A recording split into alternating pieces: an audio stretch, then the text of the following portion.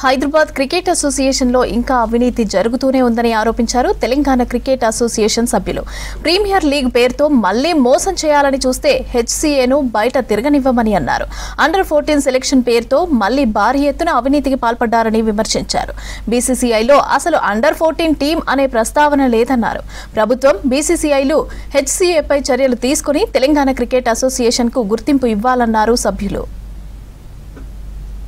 మీరు మరి తెలంగాణలో ఈ యొక్క ఎంతైతే టాలెంట్ ఉన్న యొక్క క్రికెట్ క్రీడాకారుల విషయంలో ఎందుకు పట్టించుకోవడం లేదు? మీరు ఒక సంస్థ చేసే అవకతవకల కారణంగా మరి లక్షలాది మంది యొక్క యువత భవిష్యత్తు దెబ్బతింటుంటే మీరు ఎందుకు పట్టించుకోవడం లేదు?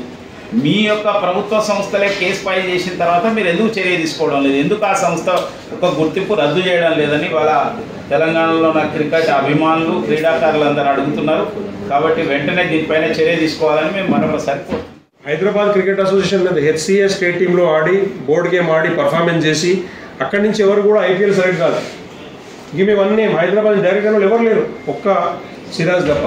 సిరాజ్ అందరూ ముందు నుంచి ఆడుతున్నాడు కాబట్టి పర్ఫార్మెన్స్ పెరిగింది, ఆడుతున్నాడు.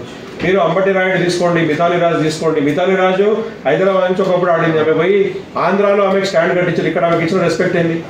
ఆ అమ్మాయి అరుంధతి రెడ్డి కేరళకి వెళ్ళి ఆడింది. 5 సంవత్సరాలు కేరళకి ఆడుతుంది. అక్కడి నుంచి ఉమెన్ ఇండియన్ టీంలో ఆడింది. ఇక్కడి నుంచి వీళ్ళు ఆడియలే. హెచ్సీఏ ఉన్న డబ్బులు తీసుకోవడం మీద ఫోకస్ కానీ టాలెంట్ డెవలప్మెంట్ మీద లేదు. ఎవరైనా అఫోర్డబిలిటీ ఉన్న వాళ్ళు ఆడాలనుకుంటే వేరే స్టేట్కి వెళ్ళి ఆడిన వాళ్ళు ఆడుతున్నారు ఐపీఎల్. హెచ్సీఏ ప్రెజెన్స్లో అఫీషియల్గా హెచ్సీఏ ఇక్కడ ఉంటే బీసీసీఐ మెంబర్గా ఉంటే ఒక్కరు కూడా ఇండియాకి ఆడతలేదు. అది షేమ్. ఏజ్ గ్రూప్లో లేదు, రంజీ ట్రోఫీ లేదు, ఐపీఎల్ లేదు. సన్ రైజర్స్ హైదరాబాద్ టీంలో ఒక హైదరాబాద్ ప్లేయర్ లేడు.